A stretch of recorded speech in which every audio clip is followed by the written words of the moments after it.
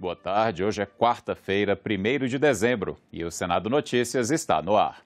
O Senado está fazendo hoje mais um dia de esforço concentrado, com a sabatina de André Mendonça na Comissão de Constituição e Justiça para o cargo de ministro do Supremo Tribunal Federal.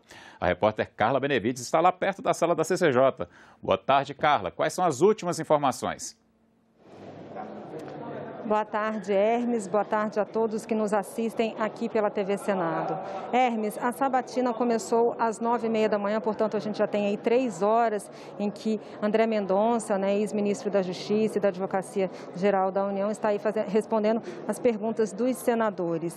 André Mendonça fez uma fala inicial e ele fez um breve resumo do currículo dele.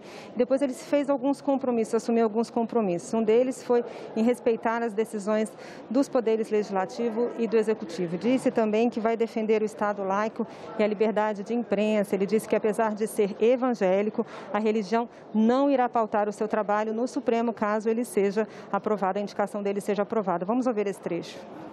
A laicidade é a neutralidade, a não perseguição e a não concessão de privilégios por parte do Estado em relação a um credo específico ou a um grupo determinado de pessoas em função de sua condição religiosa. Significa garantir a liberdade religiosa de todos os cidadãos, inclusive daqueles que optam por não ter religião. Assim, ainda que eu seja genuinamente evangélico, entendo não haver espaço para a manifestação pública religiosa durante as sessões do Supremo Tribunal Federal. Nesse contexto, também conseguindo que a Constituição é e deve ser o fundamento para qualquer decisão por parte de um ministro do Supremo. Como tenho dito quanto a mim mesmo, na vida a Bíblia, no Supremo a Constituição. O ex-ministro André Mendonça assumiu ainda o compromisso com a Justiça em defender o Estado democrático de direito e também um compromisso severo com a imparcialidade. Vamos ouvir esse outro trecho.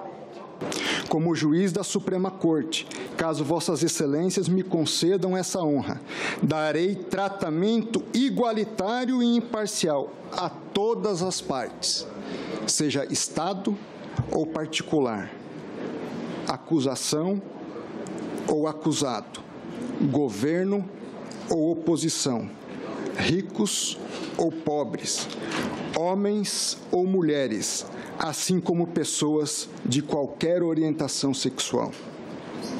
Portanto, meu compromisso com o Estado democrático, a justiça e a aplicação imparcial do direito são inegociáveis. Ao ser questionado pelo senador Jorge Cajuru sobre o fato de ter pedido informações à Polícia Federal, informações de jornalistas à Polícia Federal, ele assumiu que sim, requisitou informações à Polícia Federal sobre jornalistas, mas que disse que atuou dentro das suas atribuições como ministro e dentro dos limites da Constituição e que, se não o fizesse, poderia incorrer em crime de prevaricação. Considero que, em boa hora, o Congresso Nacional aprovou o texto que revogou a Lei de Segurança Nacional. Porém, é fato que, até o advento da Lei 14.197, de 2021, a Lei de Segurança estava em pleno vigor. Ademais, além de não ter havido a declaração de inconstitucionalidade da antiga lei, o próprio Supremo Tribunal Federal a aplicou a casos concretos. Daí, não restava ao executor da norma outra opção, senão atuar conforme os seus parâmetros. Diante dessa realidade, dizia o artigo 26 da referida lei, ser crime, abre aspas, caluniar ou difamar o presidente da República, imputando-lhe fato definido como crime ou ofensivo à reputação. Fecha aspas. Ainda, seu artigo 31, inciso 4, expressava que a apuração de fato previsto na Lei de Segurança Nacional se daria mediante requisição do ministro da Justiça. Assim, sentindo-se o presidente da República ofendido em sua honra por determinado fato, o que significa a análise individual de a pessoa por si própria sentir-se subjetivamente ofendida em sua honra, devia ao ministro da Justiça instar a Polícia Federal para apurar o caso, sob pena de, em não o fazendo, incidir em crime de prevaricação. Na sua fala inicial, André Mendonça deu um indicativo de que da corrente de direito que ele deve seguir no STF, caso tenha a sua aprovação, a sua indicação aprovada aqui pelo Senado. Vamos ouvir esse outro trecho. Registro que o respeito aos direitos e garantias individuais está umbilicalmente ligado ao respeito à própria democracia e ao Estado de Direito. O Estado democrático de direito nasce justamente com o propósito de garantir, sem distinções de qualquer natureza, direitos fundamentais a todo cidadão, como a liberdade, a igualdade e, no âmbito do processo, o devido processo legal, o contraditório, a ampla defesa e a presunção de inocência. Desta forma, no âmbito do direito sancionador, seja ele de natureza administrativa, civil ou penal, tais direitos devem ser respeitados pelas partes e garantidos pelo juízo, o que se costuma denominar garantismo. Reafirmo, a preservação dos direitos e garantias fundamentais se revela ainda mais indispensável pelos membros do Poder Judiciário, em especial pelos ministros da Suprema Corte do país. Hermes, André Mendonça já falou sobre vários assuntos. No início, ao responder às perguntas da relatora, da senadora Elisiane Gama, ele respondeu questões relacionadas às mulheres, aos indígenas, também sobre a liberdade de imprensa, falou também sobre a prisão em segunda instância, conflitos entre a Justiça Federal e a Justiça Eleitoral. E ao ser questionado sobre a relação próxima que tem com o presidente da República, ele disse que sabe muito bem a distinção entre um cargo de ministro de Estado e o cargo de ministro do Supremo Tribunal Federal. Hermes. Carla, antes de eu me despedir de você, deixa eu te perguntar, caso a sabatina termine a tempo e ele seja aprovado pela CCJ, será que é possível que o nome de André Mendonça seja apreciado ainda hoje pelo plenário? Hermes, há senadores trabalhando para que isso aconteça sim. Já falaram até agora 10 senadores, além da relatora, faltam outros 10 senadores também fazerem os seus questionamentos e, havendo tempo hábil, há essa possibilidade e há senadores trabalhando para que a indicação dele seja analisada ainda hoje em plenário. Obrigado, Carla. E no plenário, a partir das 4 da tarde, o principal item da pauta é a PEC dos precatórios, que viabiliza o pagamento do Auxílio Brasil. A proposta foi aprovada ontem na Comissão de Constituição e Justiça. Votaram sim 16 senadores e senadoras. Votaram não 10. O relatório do senador Fernando Bezerra Coelho foi aprovado depois de muita discussão. Ele recebeu quase 60 emendas e acatou 14 delas, total ou parcialmente. A PEC cria um limite para o pagamento dos precatórios, dívidas da União, principalmente com estados e municípios, e muda o cálculo do teto de gastos, que passa a ser feito pelo IPCA, com dados de janeiro a dezembro do ano corrente. Com isso, abre espaço fiscal de mais de 100 bilhões de reais no caixa do governo e possibilita o pagamento de R$ 400 em benefícios do programa Auxílio Brasil, sucessor do Bolsa Família.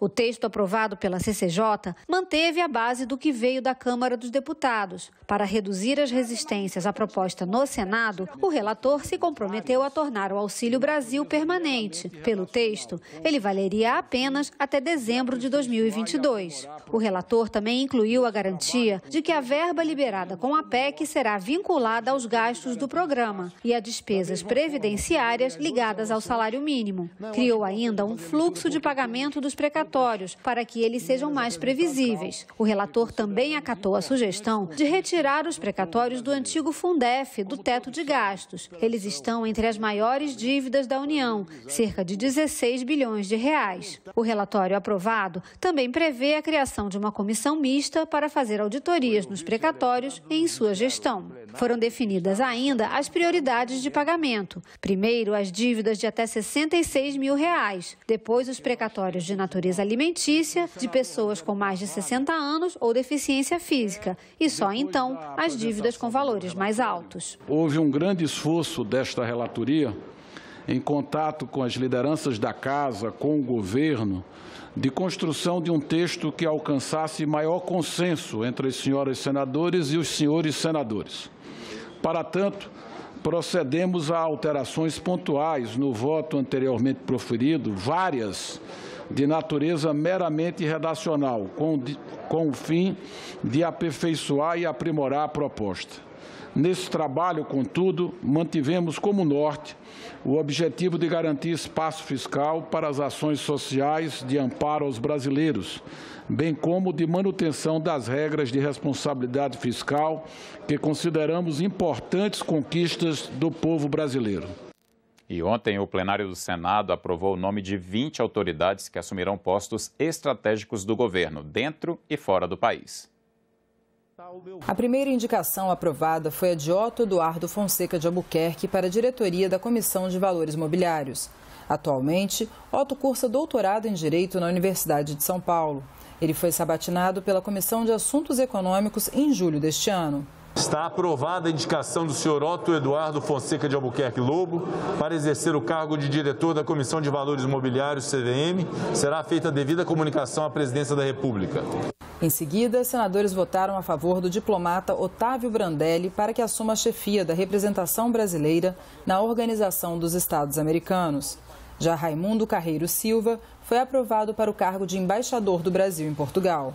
Nós do MDB temos muita satisfação de poder, no dia de hoje, senhor presidente, não só já termos votado ainda há pouco favoravelmente a indicação do ministro Raimundo Carreiro para a embaixada portuguesa, mas de fazer aqui o reconhecimento a 50 anos de vida pública dedicado a resolver problemas, a encontrar soluções para que a lei funcione para melhorar a vida do cidadão brasileiro, do cidadão que mora nos lugares mais remotos, mais longínquos do nosso país, que muitas vezes, por uma questão burocrática ou outra, deixava de cumprir alguma exigência formal no Tribunal de Contas da União. A Comissão de Constituição e Justiça fez outras sabatinas ontem e aprovou 9 indicações de autoridades para órgãos como o Tribunal Superior do Trabalho, Conselho Nacional de Justiça e Conselho Nacional do Ministério Público. Todas as indicações seguiram para votação no plenário. Outra comissão que fez sabatinas ontem foi a Comissão de Relações Exteriores. Os senadores do colegiado aprovaram indicados para chefiar embaixadas do Brasil em 9 países e na sede da União Europeia. A chegada dos embaixadores à Comissão de Relações Exteriores visa cumprir uma etapa essencial prevista na Constituição para quem irá representar o Brasil nos mais altos postos diplomáticos. A presidente da CRE, senadora Cátia Abreu, anunciou as regras da sabatina e fez um balanço do esforço concentrado. Com essa sabatina, nós terminaremos o ano com uma performance muito boa da Comissão de Relações Exteriores, porque não ficará praticamente ninguém pendente de sabatina para postos determinados, um dependendo do outro. Nós estamos submetendo todos para que feche esse ciclo. O senador Espiridião Amin conduziu a arguição da diplomata Márcia Donner Abreu, indicada para embaixadora na República da Coreia, também conhecida como Coreia do Sul. O contingente populacional de coreanos estabelecidos, principalmente na cidade de São Paulo, é estimado em cerca de 60 mil pessoas. O Brasil abriga a maior comunidade de sul-coreanos na América Latina, a terceira maior população coreana fora da Ásia. A terceira. A nossa situação, nós somos o terceiro destino de emigrantes da Coreia, ou seja, temos uma relação diferenciada. Nós estamos pedindo uma coisa que eles já aceitaram com outros países. Se o acordo for concluído, senadora, o IPEA projeta um aumento importantíssimo do comércio bilateral, que só na área de oleaginosas, cereais, calçados, exportação e couros para o Brasil daria mais de 100% das nossas exportações atuais. Acordos bilaterais, a questão ambiental, imigração, tecnologia 5G, exportação dos nossos produtos, todos esses itens passam obrigatoriamente pela agenda dos nossos futuros embaixadores sabatinados na Comissão de Relações Exteriores. Além da futura embaixadora na Coreia, foram sabatinados os indicados para a União Europeia, Polônia, Finlândia, República Tcheca, Paraguai, Sérvia e Montenegro, Belize, Áustria, Bélgica e Grão-Ducado de Luxemburgo. De acordo com a Constituição e o Regimento, a Comissão de Relações Exteriores encaminhou os nomes para que sejam referendados no plenário do Senado. E foi instalado ontem o Grupo Parlamentar Brasil-Emirados Árabes. O Grupo Parlamentar Brasil-Emirados Árabes foi instalado nesta terça-feira e tem 27 senadores. O objetivo é trabalhar para aprovar leis que desburocratizem negócios e ofereçam mais segurança jurídica para as relações comerciais entre os dois países. Foi eleito presidente do grupo o senador Marcos Duval. Ele informou que o Brasil é responsável por 60% das exportações da América Latina para os Emirados Árabes e que o Brasil pode atrair investimentos do parceiro comercial. Os grupos de investidores dos Emirados Árabes disseram para mim pessoalmente que gostariam de investir mais do que alguns bilhões de reais no Brasil. Alimentação através do país, então toda a questão de estradas, portos, todo o escoamento da produção brasileira. Então eles têm quase $1 trilhão para investir no Brasil e esse grupo parlamentar vai criar essas condições para que esses investimentos cheguem para todos. E é muito importante a participação de outros senadores, cada um do seu estado, para que eles possam também conhecer todos os estados brasileiros e assim investir em todos eles. Após a instalação do grupo, os senadores receberam o embaixador dos Emirados Árabes no Brasil. As autoridades apresentaram ao diplomata as características do grupo parlamentar. E vamos ver agora uma reportagem especial sobre como está sendo a sabatina de André Mendonça, que está acontecendo agora na Comissão de Constituição e Justiça.